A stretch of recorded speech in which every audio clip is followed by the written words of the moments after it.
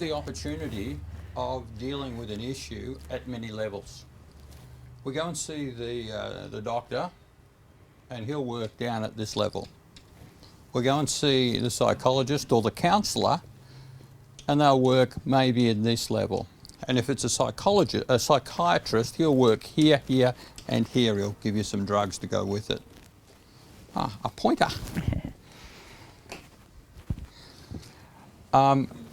If we use some Reiki or some pranic healing, we're working at the energetic level here. What we're going to be talking about today is actually up here in the light and the consciousness area. And as I said earlier, I've studied a lot of this stuff. This is the fastest, most complete bunch of tools I've ever seen.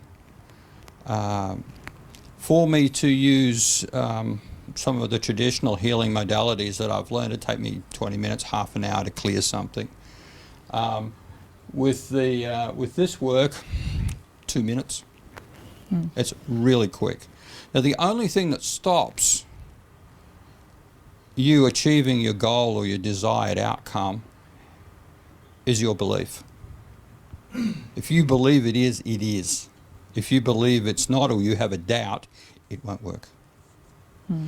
The next thing we have to do is to get out of here and get into here. So we have our left brain processes at 24 bits a second. There is other research that says that it processes at 8 bits a second. I don't really care, it's slow.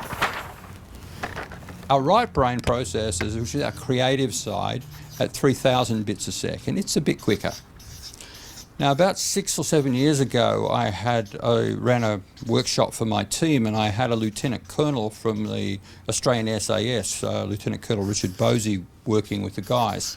And he started, and I asked him a question. I said, how do you pick an SAS commando from a normal digger? And he says, they have to think with their hearts. I said, what? He said, well, if they're walking down a track, their intuition tells them there's an ambush coming up, or there's a landmine there, or there's an issue in front of them. They know. So they're more heart-driven. So we put 100 men in to put their hands up to be an SAS operative, and we get 3 or 4 out. What we're looking for is guys that their intuition is really good and their heart is open. So I kind of parked that and hadn't thought about it until I saw this work, 12 months, 18 months ago. Because the heart-brain process is at over 6,000 bits a second. So our education system has taught us to use the left brain.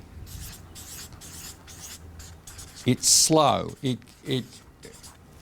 If I want to work out the exchange rate, it's really good. If I want to do some high maths, it's great. But if I want to create a beautiful picture, it's useless.